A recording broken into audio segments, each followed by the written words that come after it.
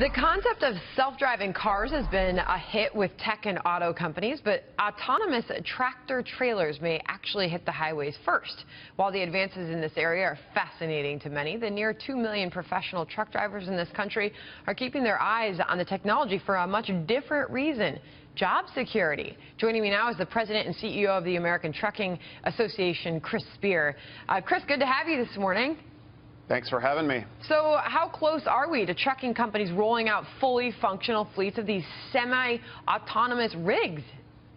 Well, I think we're a ways out, but that technology is being tested in the United States and in Europe.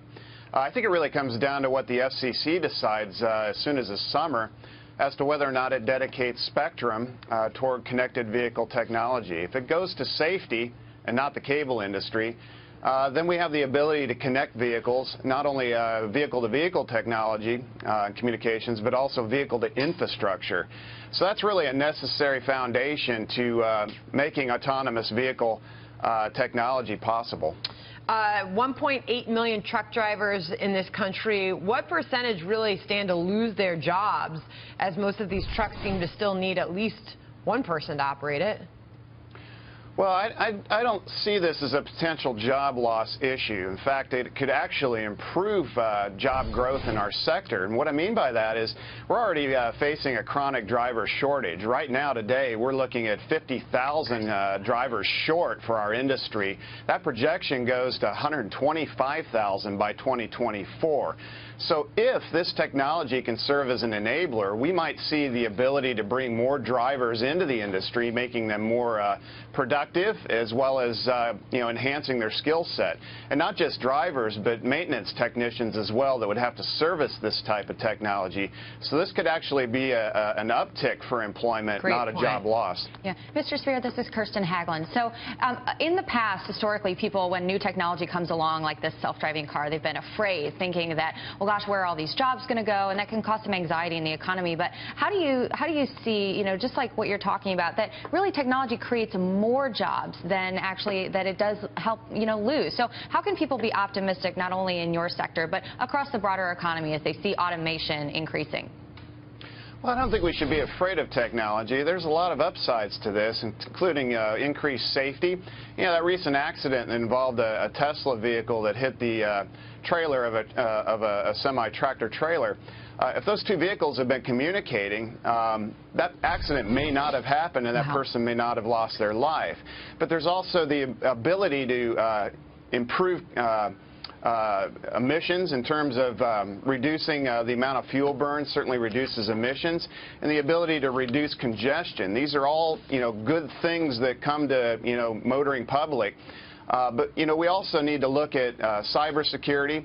We need to look at privacy issues. There are a lot of unknowns yet that I believe need to be answered. So I don't think we should be afraid of technology, but we should be cautious and making certain that we get it right. This is about everyone who drives on the roads. We want to be certain that the technology is an enabler and not something that's going to cause a bigger problem. Chris, can you explain how this works? I could see how one of these trucks can go over long stretches on highways without a driver, but how do you get around city neighborhoods or plant facilities where a driver has to make small judgments about traffic lights or backing up or slowing down when another car comes nearby?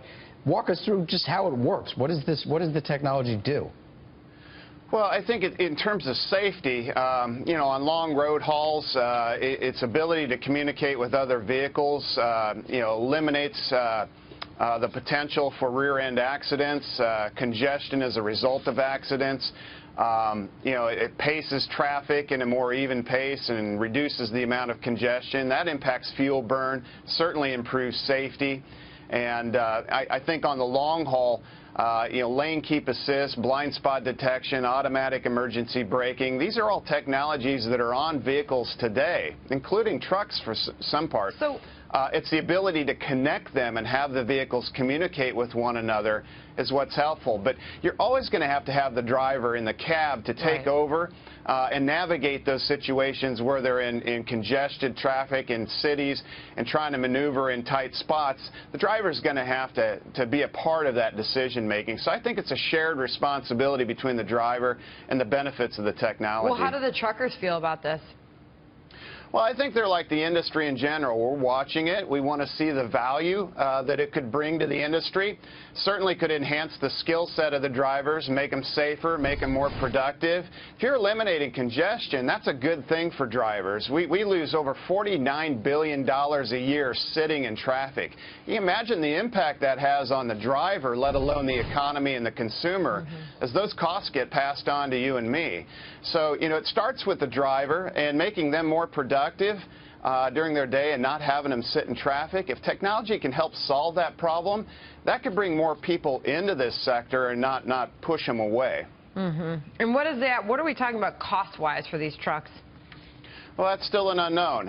You know, it really depends on the infrastructure that is put in place by the truck OEMs that build the vehicles, the auto OEMs that are designing the technology.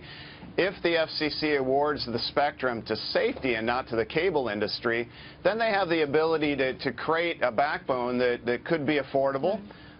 You know, could be internet-based, for instance. The amount of technology in our phones is quite considerable. It knows where we are. Same in our cars with our GPS.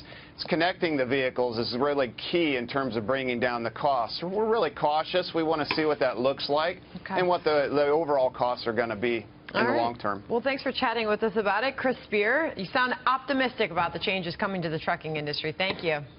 Thank you very much. All right.